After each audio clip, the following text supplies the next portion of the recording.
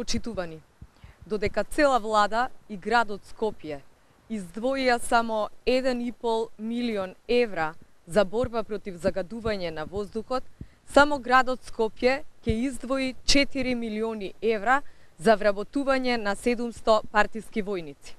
Значи 4 милиони евра од градската каса ќе се издвојат за 700 партиски војници кои ќе се вработат во 2 градски предпријатија, а целата власт издвои само 1,5 милион евра против загаден воздух во цела држава. Кога станува збор за удобство и за партиско вработување, Шилегов се покажа дека и не жали средства, а кога се разболуваат и кога умираат луѓе поради енормното загадување во државата, се носат паушални и површни краткорочни мерки.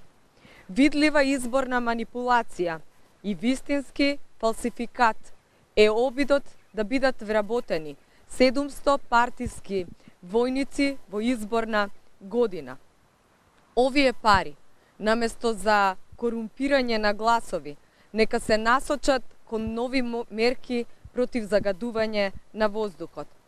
Само по најмали врнежи од снег Скопје изгледа како Сибир, а улиците како да паѓало снег со години.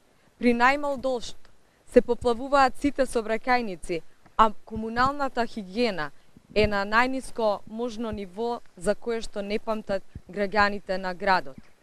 Шилегов, пред да дојде на власт, кажуваше дека градската администрација и јавните предпријатија се преполни. Истото го кажува и во оваа година и пол. Ветуваше дека нема да има партиски вработување. Но за оваа 1 година и 4 месеци не запира со преполнување на администрацијата. ВМРО-ДПМН предлага парите кои се предвидени за неефикасно и вештачко полнење на јавната администрација да се пренасочат веднаш кон нови мерки со кои што загадувањето ќе се доведе до прифатливо ниво, кое што нема да доведе до заболување и до умирање кај луѓето.